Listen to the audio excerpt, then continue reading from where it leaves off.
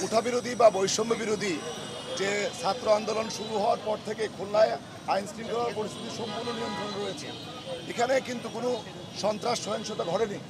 তো আমরা চাই যে এই অবস্থাটা অক্ষুণ্ণ থাকুক এবং ইতিমধ্যেই খুলনার ছাত্র সমাজের যারা বৈষম্য বা কোঠা বিরোধী আন্দোলনের একটা বড় অংশ গতকাল রাত্রে আপনাদের সামনেই তারা এই আন্দোলন খুলনা স্থগিত ঘোষণা করছে এবং এই মুহূর্তে আমরা মনে করি না যে কেউ এই আন্দোলনের নামে রাস্তায় এসে জনগণের চলাচলের বাধা সৃষ্টি করুক বা গাড়ি ভাঙচুর করুক।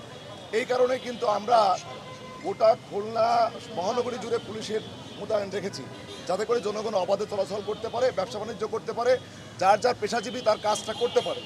তো এখানে দেখতে পাচ্ছেন যে কিছু ছেলে তারা অযথা তাদের যে বন্ধুরা যে প্রত্যাহার করলো সেটা না মেনে তারা রাস্তায় এসে আবার প্রতিবন্ধকতা সৃষ্টি করার চেষ্টা করতেছে।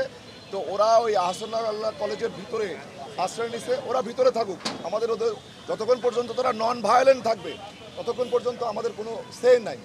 কিন্তু তারা যদি রাস্তায় এসে গাড়ি ঘোড়া ভাঙচুর করার চেষ্টা করে, প্রতিবন্ধকতা চেষ্টা করে, তাহলে দেশের প্রচলিত আইন অনুযায়ী তো আমাদের ব্যবস্থা নিতে হবে।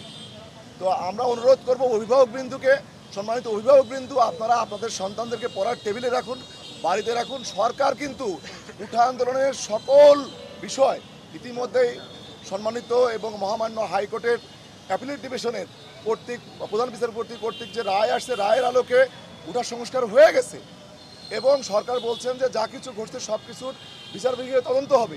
এই পর্যায়ে আর এই আন্দোলন জারি রাখা বা বজায় রাখার কোনো অর্থ হয় না।